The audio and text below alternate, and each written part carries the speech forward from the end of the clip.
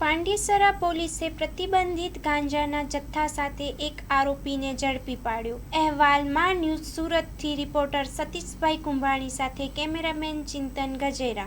માનનીય સીપી સરની સૂચનાથી દરેક પોલીસ સ્ટેશનમાં એક પીએસઆઈ અને 4 થી 5 પોલીસવાળાની એક ટીમ એનડીપીએસની કાર્યવાહી માટે બનાવવામાં આવી છે, જેમાં એનડીપીએસની ઇન્ટેલિજન્સ કલેક્ટ કરવાનું અને એક્શન કરવાનું અને રિહેબ કરવાનું એ ત્રણ કામ આ ટીમને સોંપવામાં આવ્યા છે.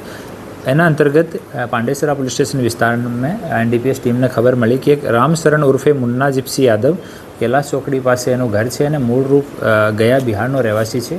એના ઘરથી એ ગાંજાનો વેચાણ કરે છે.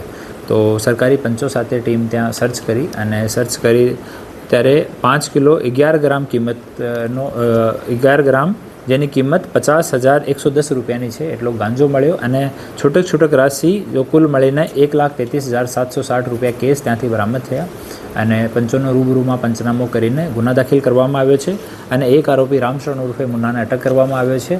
અને રામશરણથી જો સપ્લાય ચેન છે એના એક બે નામ રામશરણ આપ્યા છે કે એ 1-2 માણસો મને હોમ ડિલિવરી ગાંજાની કરતા હતા. હું ફોન પર એના સંપર્કમાં હતો અને હોમ ડિલિવરી કરતા હતા. તો એનો નંબર બધું લઈને ટેકનિકલ ઇન્વેસ્ટિગેશન હવે ચાલુ છે અને સાથે એનડીપીએસની ટીમ અમારી ફર્ધર જો કન્ઝ્યુમ કોણ કરે છે એના વિષયમાં પણ જાણકારી પ્રાપ્ત કરી રહ્યા છે.